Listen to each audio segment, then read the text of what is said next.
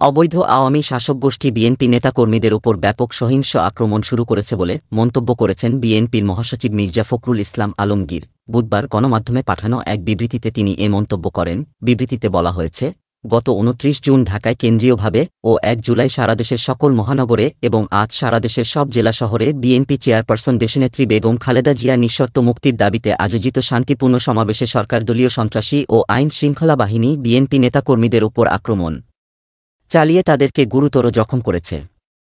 এই ন্যাক্কারজনক ঘটনায় তীব্র নিন্দা ও প্রতিবাদ জানিয়েছেন তিনি। বিবৃতিতে বিএনপি মহাসচিব বলেন, সাবেক প্রধানমন্ত্রী ও বিএনপি চেয়ারপারসন দেশনেত্রী বেগম খালেদা জিয়ার মুক্তির দাবিতে আজ নাটোর জেলা বিএনপির উদ্যোগে আয়োজিত সমাবেশস্থলে আওয়ামী লীগ সন্ত্রাসীরা সশস্ত্র হামলা চালিয়ে বিএনপির বন ও পরিবেশ বিষয়ক সম্পাদক ও রাজশাহী সিটি কর্পোরেশনের সাবেক মেয়র মোসাদ্দেক হোসেন বুলবুল, নাটোর জেলা বিএনপির ভারপ্রাপ্ত আহ্বায়ক শহীদুল ইসলাম বাচ্চুসহ অনেক নেতাকর্মীকে গুরুতর আহত করে। পটুয়াখালী জেলা বিএনপির সমাবেশে যাওয়ার পথে আওয়ামী সন্ত্রাসীরা বিএনপি নেতাকর্মীদের গাড়িবহরে অতর্কিত হামলা চালিয়ে কয়েকটি গাড়ি ভাঙচুর এবং কলাপাড়া উপজেলা যুবদলের যুগ্ম আহ্বায়ক মামুন সিকদার সহ অনেক নেতাকর্মীকে গুরুতর আহত করা হয়।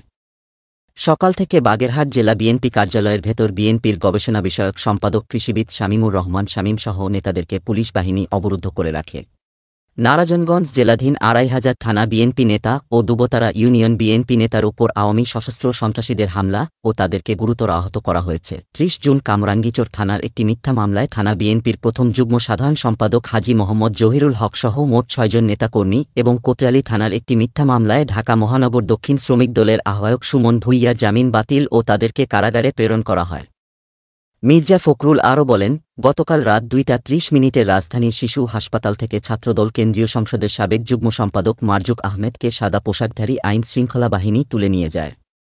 এখন পর্যন্ত তার কোনো সন্ধান পাওয়া যায়নি।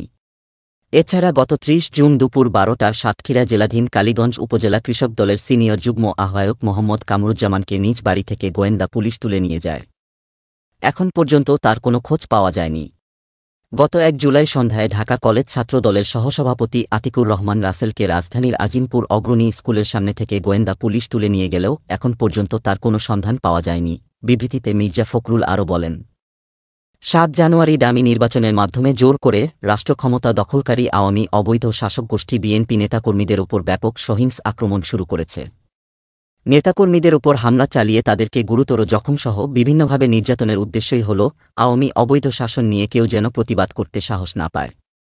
মির্জা ফখরুল আরও বলেন, নিষ্ঠুরতা, বর্বরতা, অমানবিকতার দৃষ্টান্ত হচ্ছে আওয়ামী লীগ। বিএনপি মহাসচিব বিবৃতিতে আওয়ামী সন্ত্রাসীদের হামলায় গুরুতর আহত নেতাকর্মীদের আশুসুস্থতা কামনা করেন।